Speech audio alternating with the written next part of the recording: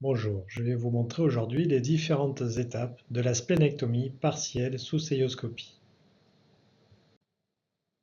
Le malade est installé en position 3/4. Cette position permet de passer du décubitus latéral au décubitus dorsal au cours de la dissection ou en cas de conversion.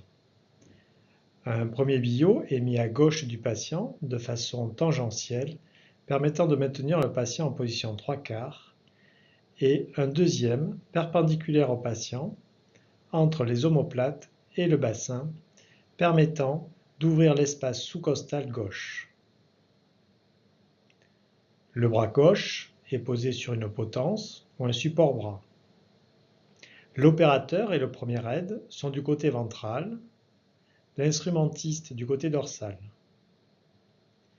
4 à 5 trocars sont nécessaires, 2 de 10 mm ou 12, 2 de 5 mm. Le cinquième sera mis en place en fonction de la gêne occasionnée par le volume de la rate. Les trocars seront disposés en arc de cercle au-dessus du rebord costal gauche. Le patient peut être mis en position décubitus dorsal strict. Cette position dépend de la localisation de la tumeur ou du kyste sur la rate. Les trocars seront mis de la même façon qu'en position 3/4. L'avantage de cette technique est que l'opérateur peut se mettre entre les jambes du patient. Tout d'abord, le ligament gastrocolique est ouvert en le maintenant en tension entre deux pinces, l'une tenue par l'aide et l'autre par l'opérateur. La dissection est menée vers le ligament gastrosplénique après mise en tension de la même manière. L'ouverture est ensuite poursuivie jusqu'au vaisseau court.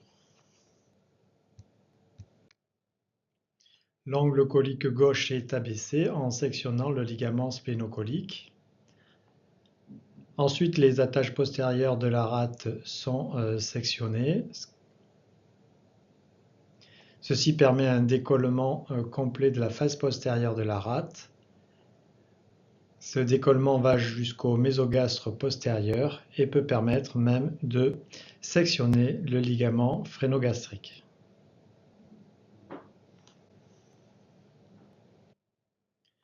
L'ouverture du ligament gastro-splénique va permettre de contrôler et de sectionner les vaisseaux courts.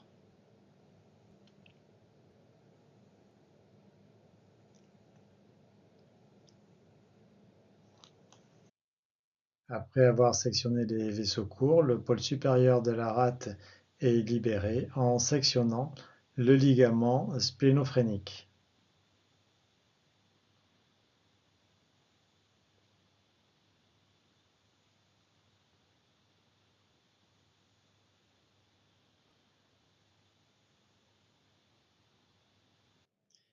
L'artère splénique est disséquée puis contrôlée sur le bord supérieur du pancréas. Elle est facilement reconnue à son aspect tortueux et battant. La dissection est menée de façon minutieuse. Un vessel loop, un clip ou un bulldog peuvent être mis autour de l'artère splénique, permettant un clampage provisoire.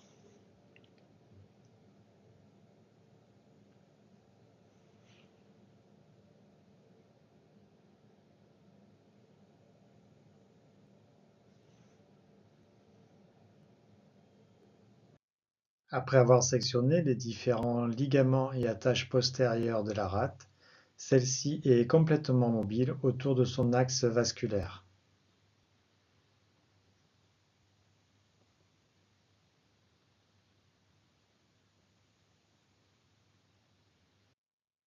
L'artère splénique clampée provisoirement ou non en fonction des difficultés locales, une dissection dans le île permet de contrôler les branches spléniques segmentaires artérielles et veineuses en regard du segment à retirer.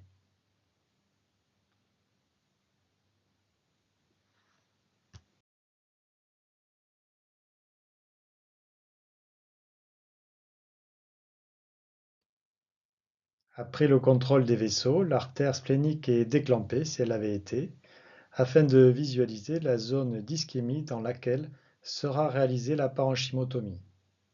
Si cette zone correspond à la section désirée, la rate est suspendue par une pince hémostatique et la parenchymotomie commence à l'ultracision ou au ligachour.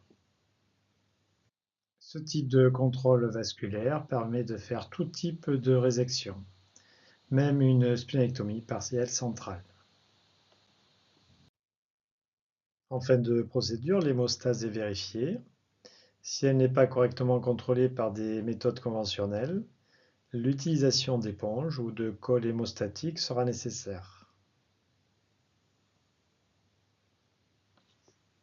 En fin de parenchymotomie, la partie de rate retirée est mise dans un sac. Son extraction se fera en fin d'intervention, après avoir agrandi un orifice de trocar ou réalisé une incision suspubienne par Fernstein. Afin de faciliter l'extraction, la rate peut être fragmentée à l'aide d'une pince en cœur une fois l'orifice du sac à la peau.